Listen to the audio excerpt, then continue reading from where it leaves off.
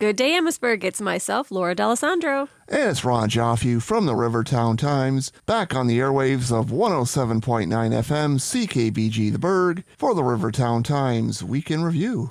And it's our last week in review for 2025. We've made it through another year, and we're going to sign off after this one and see you back in 2026. But it's been a good run, right, Ron? I don't know where the year's gone, but yeah, it's been a good year, and thank you to everyone, all the listeners, all our readers, all of our advertisers, and all the folks here at 107.9 FM for having us on the airways for this year. But I think we'll have more to say in terms of Christmas greetings a bit later, but yeah, the year's gone by quick, but it's been a good year overall. And I feel like our partnership with the radio station really grew this year. We obviously come here every Wednesday, but we were able to partner with them and do the marathon for Marty. That was exciting. And also take part in the documentary that featured the radio station, the Radio Renaissance. So that was very exciting. We got to go out to the Windsor International Film Festival and see it. And then we were all out together on Thursday night at the Fort to take it in again. And I got to share it with my family. So that was very exciting. So thank you, everybody here at the radio station. And we hope to continue this partnership in 2026. Yeah, it's been fun. It has. All right, turning our attention to the paper, the front page story this week is the Goodfellows. They were out at the end of last week, and they happily raised over $15,000. Yeah, I think it was about $8,700 on Friday night, another $7,000 on Saturday. Goodfellows president Rick Murray told me, it was another good year. It was about on par with last year. I talked to him on Sunday afternoon, and basket requests were a bit down this year. I'm not sure, maybe they had a few more come in, because I know they're packing the baskets actually this afternoon, here at the Columbus Community Hall, a.k.a. the Knights of Columbus Hall. And I know they have quite a few volunteers on the streets, as they usually do, and some longtime volunteers and some new volunteers out there selling Goodfellow papers. And a lot of the firefighters were out there, a lot of community volunteers, and they raised about over $15,000. So all that money goes right back into the community. They packed the food baskets with the help of Sobeys. I know the Rivertown Times here, we help out, as well as our printer at Huron Web. And we make sure that those papers get printed. And thanks to Huron Web, I know they donate their services for that. So we thank them. And thank you to the Goodfellows. It's another good year. And as I say, baskets are being packed today, Wednesday, starting at 4 at the Columbus Community Hall at 190 Richmond Street. So if you want to volunteer, swing on down for 4 o'clock. And if you can't make it today, between 9 and noon tomorrow, they need some hands to help actually distribute the baskets. The folks are picking them up, also at the Columbus Community Hall. And again, it's from 9 until 12. The sooner you get there, the better if you're picking up your basket. So if you want to help out, I'm sure they'll be more than happy to welcome some new volunteers down there. The baskets get heavy, and they will, I'm sure, appreciate the hard work of some new volunteers. Town Council met Monday night, which was the last meeting for 2025, and most notable pieces of news to come out of the meeting was an update on the policing issue, community grant applications, and a grant awarded to the fire protection program. Yeah, it doesn't look like it's going to be a partnership with the town of LaSalle in terms of policing. LaSalle has kind of said, you know what, we can't really make it happen. We can't accommodate it at the present time.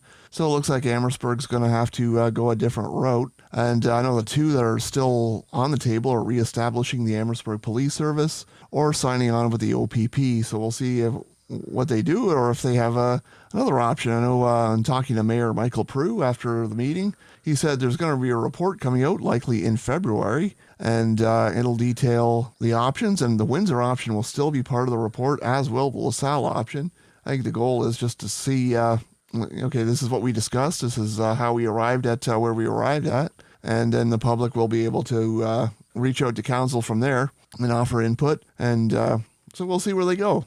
I know there's folks out there eagerly anticipating chances to provide input to council. The options are dwindling. Of course, earlier in the year, the option for a regional service with the county went by the wayside, and now doesn't look like very favorable. They're going to get back with Windsor, and now it's not likely they're getting with LaSalle, so those options are dwindling. And so let's see what they arrive on. And so again, those early next year, likely in February, the report is coming back to council, and we'll see where they go.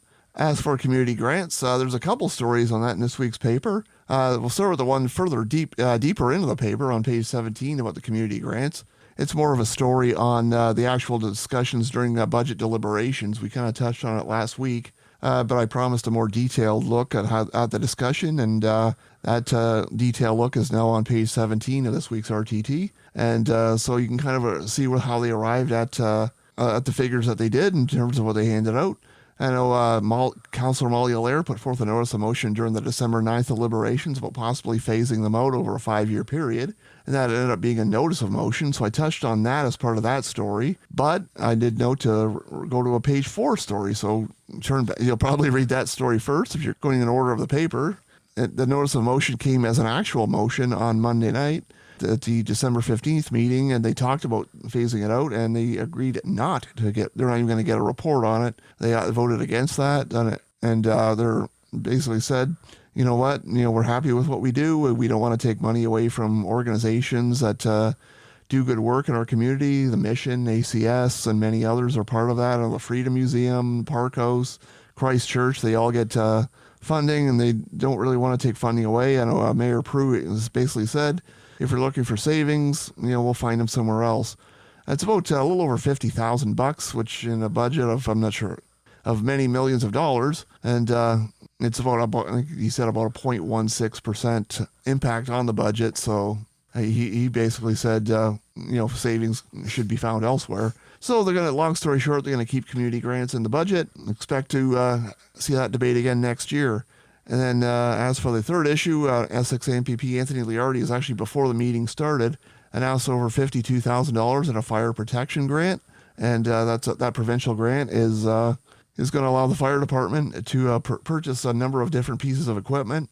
And that's all spelled out on page 2 of this week's RTT of what they're buying.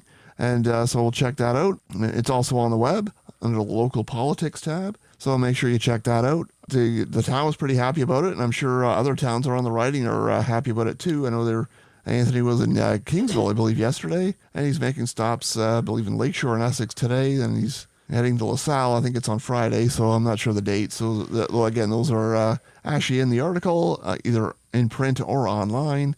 So make sure you check it out. But anyways, it's $52,800 and change. I don't have the exact figure in front of me. So we'll have to get the exact total in this week's RTT and on the web. But more money for the fire department. Well, that was a lot. Yeah. That was a lot of news there. Exactly, yeah. Turning our attention into other stories in the paper, this week is our Christmas greetings issue of the paper. So you'll see that there's a lot of Christmas greetings from advertisers and businesses and things like that. So it is a 28-page paper this year, our biggest issue of the year. So also in this week's paper are all the Christmas fun festivals and activities that you went to. And I want to highlight one in particular. You went to a Christmas cantata that we plugged quite a bit here on the radio station with one of our friends. Terrence, was that the cantata? And I'd like to point out to our readers, it's the paper, for many reasons, is a hot property this week, primarily because there's multiple pictures of Terrence in it. He's in pictures of he's one of the members of the choir at St. Andrew's Presbyterian Church, and so there's photos of him in that, and there's also a photo of a donation to the Windsor Cancer Center Foundation made here by CKBG. And you both are in that picture, so make sure you pick up this week's issue of the RTT. But the cantata, it was a wonderful. I was at the evening performance last Thursday evening. That was a wonderful performance. I thought everyone did a great job, and it was just a great evening, I thought. And I know it was also part of last Sunday's service, so there were multiple chances to catch the cantata. And I know we highlighted it in our community events column as one of the upcoming events before the event happened. So. Hopefully that led to increased attendance, so it was well worth it for those who did attend, and great job by the choir, musical director Matthew Kolbacki, and obviously Terrence's wife, the Reverend Shirley Carlton. Everyone did a great job. Great job, St. Andrews. Yes, and they're having hopefully a nativity play on Sunday, right, Terrence? You're still looking for kids to come out, or? Absolutely. There's a lot of enthusiasm about it. Everybody, certainly in the congregation, and people outside of the congregation have come to help out, and it promises to be a really exciting event. It's also going to be live streamed. I've been setting up cameras, so it should look pretty professional if you go to St. Andrew's YouTube channel, for which there is a link on the St. Andrew's website. So if you can't get there in person, please see if you can make it to watch online. And don't judge Terrence by how he produces this show. Absolutely not. and I'm in it as well. Oh, even more reason. I attended last year and got some pictures. It was a fun performance. It was really nice. I enjoyed it. So I would encourage people to check it out this Sunday at 10:30. So not only did you have the Christmas cantata, you had breakfast with Santa. You were at the Libro Center. No, you were at the Legion. You were at the Libro. I was at the Legion. Fred was at the Libro. Right, because you can't be in two places at once, but Santa can. Exactly. Yeah, Santa's all over. It's a busy time of year for that guy. Those reindeer are pretty fast. They can that sleigh can really move. So it was a good turnout at the Legion, though. Yeah, they were pretty happy with it, and there was a lot of people there, a lot of families. It was great to see, and Santa and Mrs. Claus were busy, as they were at the Libro, and a lot of Christmas lists were rattled off to Santa. I don't know how he keeps it straight, but he manages to do it. Also, you were at the Park House. You took in the Dickens and Delight. That was last Friday. And they also hosted Christmas at the Parks. That was a candlelight tour that they had on Saturday.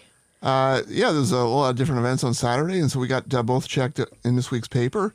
There's actually the Christmas at the Parks actually continues this weekend. I believe it's Friday and Saturday. Is it a drop-in thing?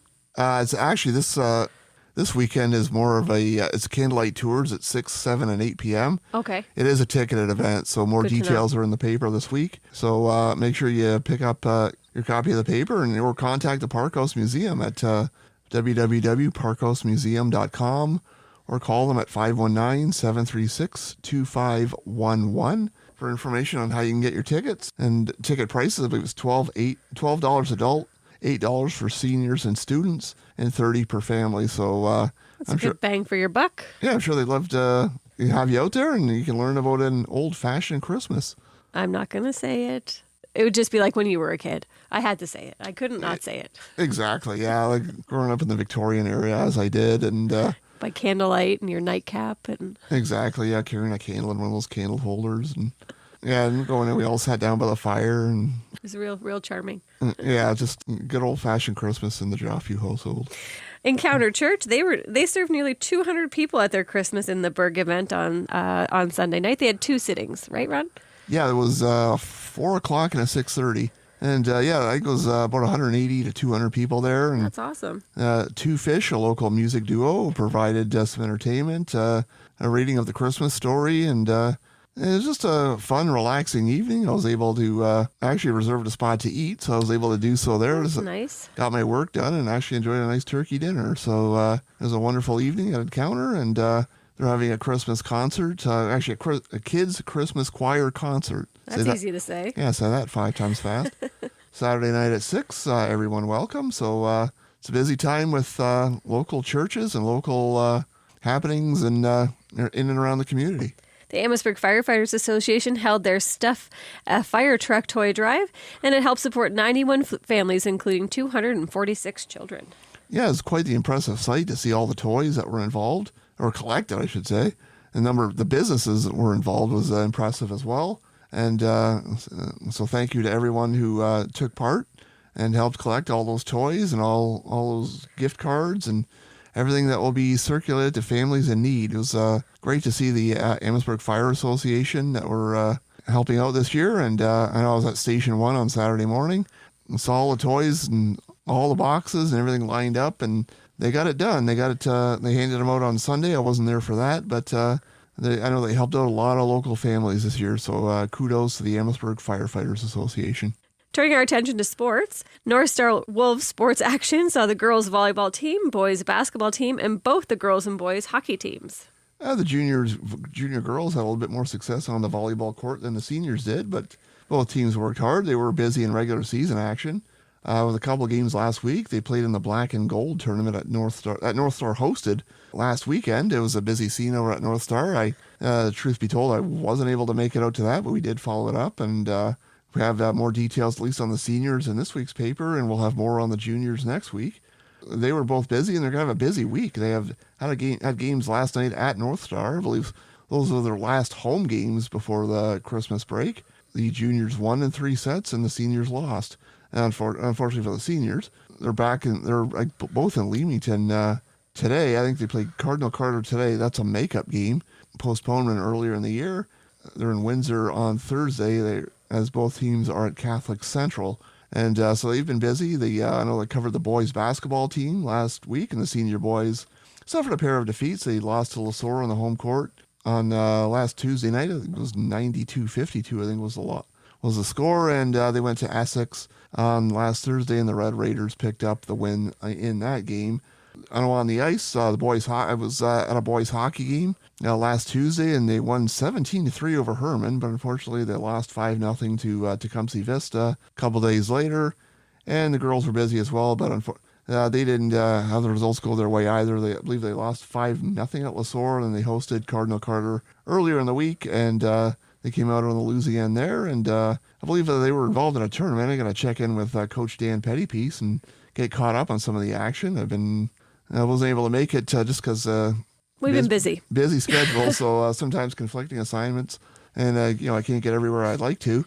So I'll follow that up, but I know the girls were busy, but I know they worked hard. I know Dan and Bill Atkinson, and Carly LeBlanc, they work hard coaching the team, and they put in a lot of effort and time. So thanks to them for all their efforts. Yeah, so it was a busy time at North Star High School. Admirals Hockey, they were able to pick up a 5-4 OT win over the Dresden Junior Kings last Friday, and they'll be coming home this weekend to play. Yeah, they were down to 2 goals, I believe, in the third period, and they got Jaden Sagan. I guess he was the player who got 2 goals and tied it up, and Zach Valancourt won it in overtime in Dresden. He's a new recruit to the team, isn't he? Yeah, he was a recent signee, so... good start. Yeah, good start for him, and Admirals picked up a big W. They are in action in Wheatley, I think it is tonight, and they will be at home to Blenheim on Saturday, and they host the Blades at 7:30 at the Libro Center. It's their first home game in about a week and a half or so. So head on down to the Libro Saturday night, 7:30 for some good Junior C hockey. And I believe they go to Blenheim on Sunday night. So a lot of Blenheim action. Yeah, so the Admirals are keeping busy on the ice. And next week, I think it's on the 23rd, we have details in this week's RTT, and I know it's on the Admirals social media. They have an outdoor game coming up, and they're going to be at Lansbury Park in Windsor. So more details in the RTT and on the Admirals social media. So you want to see some outdoor hockey, and you might have to travel to Windsor, but it's not overly far, and check them out on the ice at Lansbury Park. That's exciting. Well, that kind of wraps up the show and the year, I guess. Ron, I just want to take a time here to extend a Christmas wish and a Christmas greeting. And as the Christmas season arrives and the year draws close, we would like to take a moment to extend our heartfelt thanks to you, our loyal readers, customers, and community partners. You continue to support us through our 30th year, and that means more to us than words could express. Whether you pick up our paper each week, advertise your business with us, or simply take the time to stay informed about what's happening in our community, you play a vital role in everything we do. We are truly grateful for the trust you put in us. At this time of the year, we want to remind you how important it is to shop local. Supporting local businesses helps our community grow strong and continue to be vibrant and connected. Just as important as it is to choose to shop local, it is to advertise local, because when local businesses share their stories and services close to home, everyone benefits. Together, we sustain jobs, support families, and ensure our town continues to thrive. We would also like to sincerely thank our dedicated team, those whose hard work and commitment make our newspaper possible every week. A special thank you to Ian, Matthew, Lori, Louise, Marcy, Donna, and Fred. Their passion, professionalism, and care for our community are at the heart of everything we publish.